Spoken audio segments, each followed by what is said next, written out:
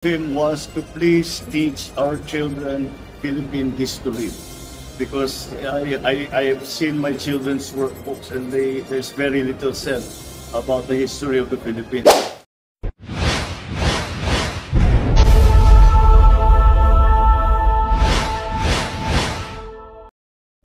What's up mga ka-Gym 5? Magandang hapon. Sana naman ay nasa mabuting kalagayan ng lahat ngayon. Ngayong araw, maayos ang lahat ating mga kababayan sa buong Pilipinas at sa ibang mga lugar.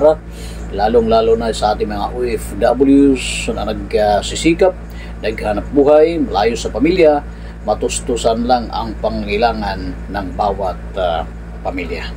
Ngayon guys, tutuloy natin yung usapan kasi nung nakaraan lang, di ba? Bago lang nag-resign si Education Secretary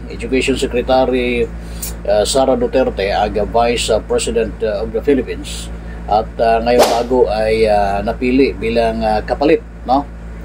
Sa kanya ay si Sani Angara, Senator Sani Angara, na kung saan ay nakikita na mayroong katangian at kapabilidad na mamuno dyan sa kagawaran ng edukasyon.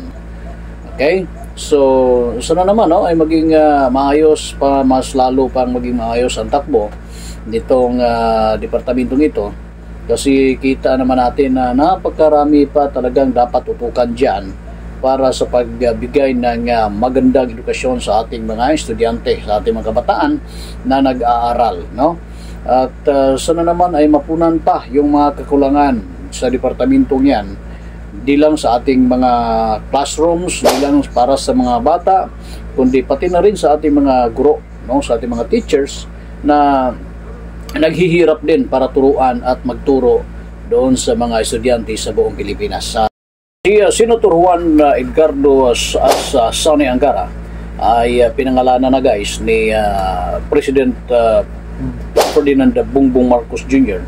bagong secretary ng Department of Education. So ito ay yung July 19, malapit na, no? Next week, no? Next week ay uupo na siya. Naman natin, no?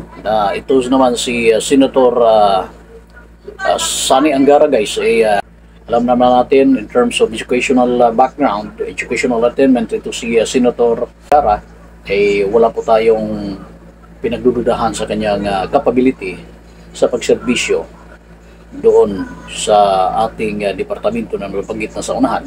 Malaki ang tiwala ni President Ferdinand Bongbong Marcos Jr. kay Senator Angara na mapangisiwaan ang departamentong ito. Kaya't ito ang kanyang inaasahan at gustong mangyari. Binigyan din ng Pangulo ang Philippine history na dapat maituro sa mga kabataan at ang kapakanan ng mga bawat mag-aaral at lalong-lalo na sa ating mga guro. One thing I asked of him was to please teach our children Philippine history because I have seen my children's workbooks and there's very little said about the history of the Philippines. That is what will make a child understand what it means to be a Filipino. Ito ang pinagdaanan ng aming lahi. Kaya kami nandito, kaya ganito kami, kaya ganyan ang ugali namin dahil sa aming kasaysayan. So we go back to make sure that everybody understands the basics because marami pang hindi nasa grade 5 na, nasa grade 6 na, mahina pang basa, mabagal, hindi na unawaan. Yun ang kailangan talaga basics. We were examining things like mini courses, yung mga 3 buwan, 6 na buwan, 1 year, short courses para sa mga specialty.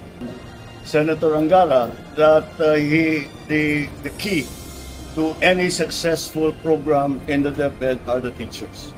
So I said we have to take care of the teachers. We have to even of course financial to make sure that they can feed their families. Kasi we tend to forget sometimes that teachers have families. We see them just as teachers. They have families and they have to take care of their families.